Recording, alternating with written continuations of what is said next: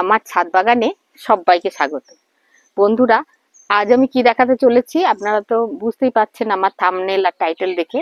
হ্যাঁ বন্ধুরা, এই মার্চ মাসের প্রায় শেষ লগ্ন চলে এসছে, তাই বাগান বিলাস বা কাগজ ফুলের এই মার্চ মাসের লাস্ট শেষের দিকে আমি কি পরিচর্যা করব এবং পরবর্তী সিজনে আমি কি ফুল কেমন ফুল পাবো এটা সম্বন্ধে দেখাবো। সঙ্গে থাকুন। চলুন বন্ধুরা, আমি এই মার্চ মাসের শেষে কিভাবে বোগেনভেলিয়া গুলোকে কাটাই ছাটাই করি সেগুলো দেখাবো। এই দেখুন গাছগুলো, ফুলের মায়া করতে গেলে হবে না, প্রচুর ফুল দিল। আমি প্রথমেই যে এটা ক্যাপশনটা দেখালাম, তার মধ্যে যে ফুলগুলো হয়েছিল এক মাস, এই পুরো মার্চ মাসটা ওই ফুলগুলো আমাকে দিয়েছে। এখন ফুল ঝরে গেছে এবং এদের কাটাই ছাটাই করে কিভাবে আবার ঝাঁকড়া করে আমি পরবর্তী সিজনে ফুল পাবো সেটাই দেখাবো। আমি এই গাছটাকে দিয়ে দেখাবো কাটাই ছাটাই। সামনে নিয়ে আসি, এই দেখুন বন্ধুরা গাছটা।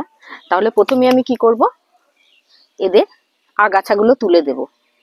গোড়ায় যে আগাছা হয়েছে পুরো পরিষ্কার করে দেব। আমি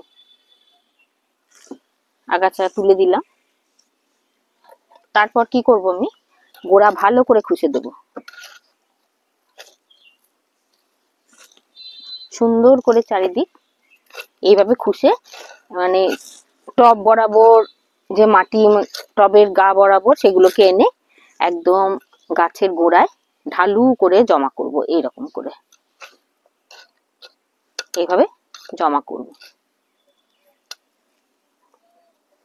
এবার আমি কি দেবো বন্ধুরা, অনেকেই তো রাসায়নিক সার দিয়ে গাছের পরিচর্যা করেন, কিন্তু আমি তো রাসায়নিক সার দিতে ভয়ও পাই আর দিই না, আর ব্যয়সাধ্য বটে।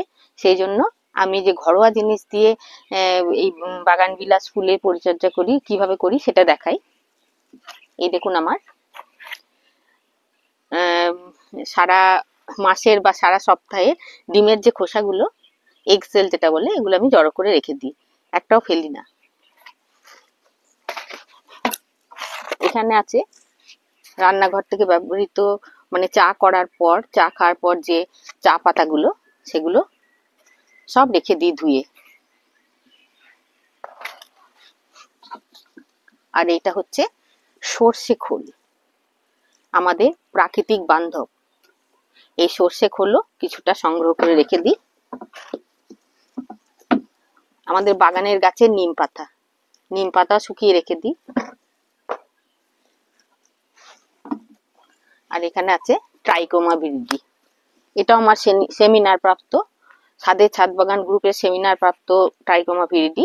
এটা মাটিকে ফাঙ্গাস মুক্তে সাহায্য করে, ফাঙ্গাস মুক্ত করে, সেই জন্য এটাও থাকে। এবার আমি কিভাবে করি, এই প্রত্যেকটা জিনিস আমি দেখালাম। এই যে জিনিসগুলো, এই জিনিসগুলো পুরো শুকিয়ে নিই। চা পাতায় আছে প্রচুর পরিমাণে নাইট্রোজেন এবং মাটির উর্বরা শক্তি বাড়ায়, গাছের পাতা সবুজ করে এবং প্রচুর পরিমাণে নাইট্রোজেনের ঘাটতি পূরণ করে। এক্সেলে আছে, ডিমের খোসায় আছে ফসফরাস, গাছের যে ফসফরাসের অভাব মাটির উর্বরা শক্তিকে বৃদ্ধি করে, ফসফরাসের ঘাটতি পূরণ করে। ক্যালসিয়ামও আছে। নিম খোলেও আছে প্রচুর পরিমাণে নাইট্রোজেন। আর একটা জিনিস আমার নেওয়া হয়নি, কলার খোসা। কলার খোসাটা নেওয়া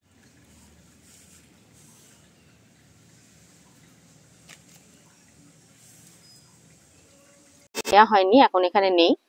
কলার খোসাও আমি এর সঙ্গে যোগ করি। কলার খোসা আছে প্রচুর পরিমাণে পটাশিয়াম, কলার খোসাও দিই। আর এই নিম, সর্ষে খোল, এটাকে আমি একসঙ্গে করে, আর তার সঙ্গে দুমুঠো নিম পাতা দিয়ে মিক্সিতে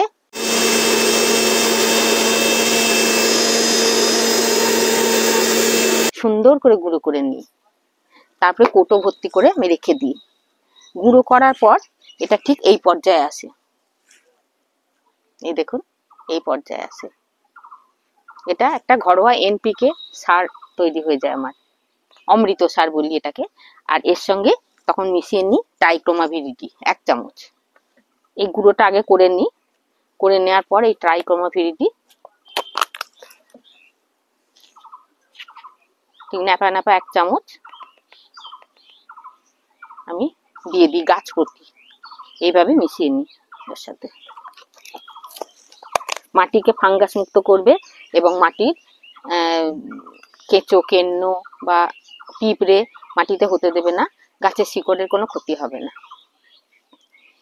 এবার এই গাছটা আমি কাটাই ছাটাই করব, তার ঠিক 7 দিন আগে আমি এই সারটা, এই অমৃত সারটা, এটা 6 ইঞ্চি টব, তো 6 ইঞ্চি টবে 3 চামচ আমি দিয়ে দেবো। এইভাবে 3 চামচ আমি এই টবের গা বরাবর দিয়ে দেবো।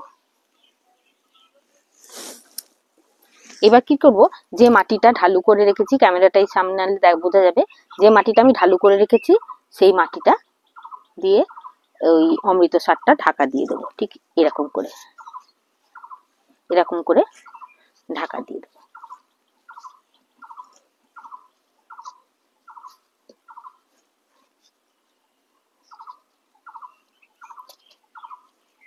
আর সার দিলেই জল দিতে হয়, তাই বন্ধুরা এই জল দিয়ে ভর্তি করে দেবো। এই অবস্থা থাকবে 7 দিন। 7 দিন এই গাছটার উপর কোনো হাত দেবো না আমি, এটা থাকবে। এই খাবার সংগ্রহ করে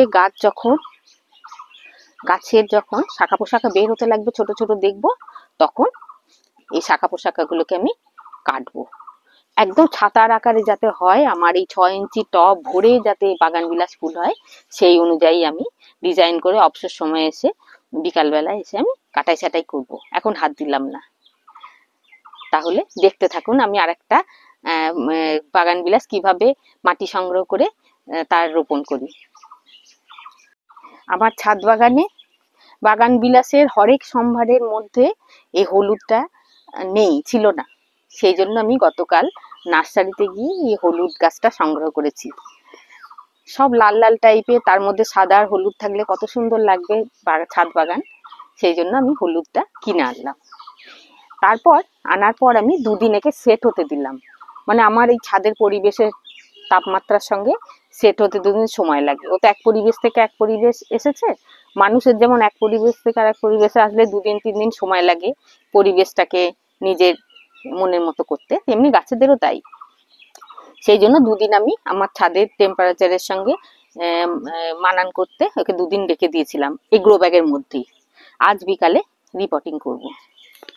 তাহলে রিপোর্টিং করতে হলে আমি মাটি ফেলবো না, কি করব, একটা 8 ইঞ্চি টব নিয়েছি ওয়েল ড্রেনেজ যুক্ত, কারণ কাষ্ঠল প্রকৃতির গাছ এ জল পছন্দ করে না, বেশি খাবারও পছন্দ করে না, সেই জন্য জল যাতে জমে না থাকে, গোড়ায় ক্ষতি না হয়, সেই জন্য মানে ওয়েল ড্রেনেজ একটা টব দরকার।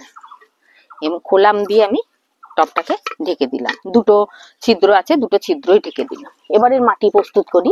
আপনারা দেখুন, আমি 2 ভাগ নেব বাগানের মাটি।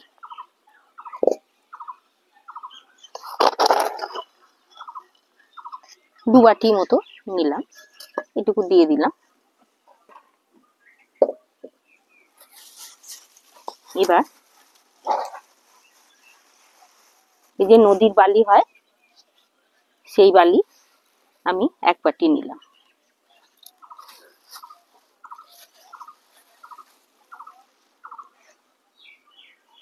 এবার নেব গোবর সার।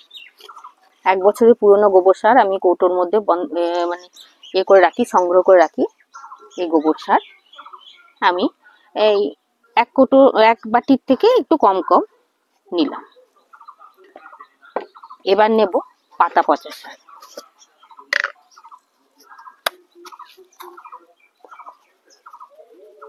এটা 1 বাটি দিলাম, কারণ এ তো মানে প্রত্যেকটাই ঘরোয়া সার আমার তৈরি করা। এই সার নিলাম 1 বাটি, কোনো ক্ষতি হওয়ার ভয় নেই। এবার এর সঙ্গে মেশাবো আমি নিম পাতা, 2 মুঠো নিম পাতা মিশিয়ে দিলাম। কিছুটা ডিমের খোসা এইভাবে দিয়ে দিলাম। আর দেবো এর সঙ্গে ট্রাইকোমা পিরিডি 1 চামচ, মাটিকে ফাঙ্গাস মুক্ত করতে কাজে লাগবে। এইবার ভালো করে এটা মিশ্রিত করে নেব।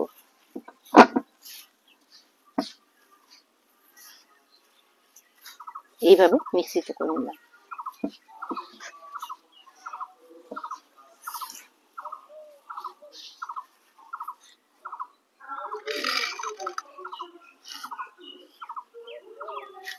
কিছুটা মাটি আর এই ডিমের খোসা দিয়ে আমি এই খোলাম কুচি না দিয়ে, নুড়ি পাথর না দিয়ে আমি এই ডিমের খোসায় কিছুটা গুঁড়িয়ে দিলাম, কারণ মাটিটাও ঝুরঝুরে থাকবে এবং এর থেকে ফসফরাস, ক্যালসিয়াম গাছের গোড়াটা পাবে। একটু চেপে চেপে মাটিটা দিতে হবে। এবার দেখুন, এটা গাছটা একটু সাবধানে তুলতে হবে, কারণ নার্সারিতে তো খুব যত্নে রাখে, আর শিকড়ের যাতে ক্ষতি না হয়। ঠিক মাঝামাঝি জায়গায় গাছটা আমি প্রতিস্থাপন করলাম। এরপর এই মাটি আমি তৈরি করা মাটি আমি দিয়ে দেবো পুরো।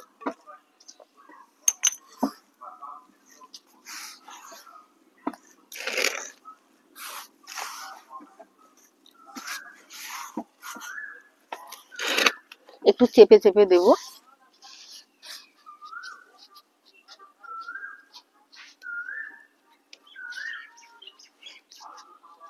আর বৃষ্টি পড়লে বৃষ্টির হাত থেকে মনে রাখতে হবে, একে রক্ষা করতে হবে সবসময়। বৃষ্টি পছন্দ করে না, বেশি জল পছন্দ করে না।